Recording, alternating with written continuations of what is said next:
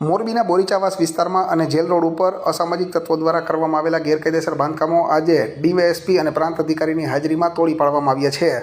મોરબીમાં બોરીચાવાસ વિસ્તારની અંદર રહેતા ભરત ઉર્ફે બીકે બોરીચા તેમજ જીગર નામના બે જે અસામાજિક તત્વો છે કે જેની સામે મારામારી, પ્રોહિબિશન સહિતના અનેક ગુનાઓ નોંધાયેલા છે અને તેઓ દ્વારા સરકારી જમીન ઉપર દબાણ કરીને પાકા મકાનો તથા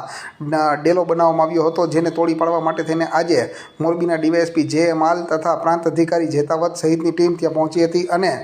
જે ગેરકાયદેસર દબાણો હતા તેને તોડી પાડવા માટે એકી સાથે 3 જેસીબીને કામે લગાડવામાં આવ્યા હતા અને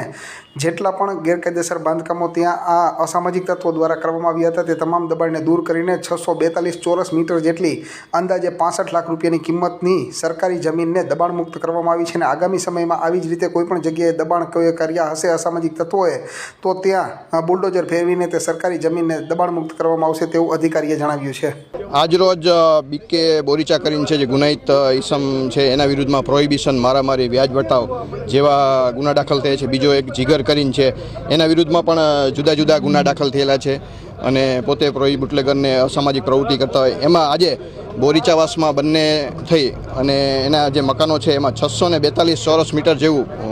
ગેરકાયદેસર સરકારી જમીનમાં દબાણ કરેલું હતું। આજરોજ એસડીએમ સાહેબ સાથે સરકારી કર્મચારીઓ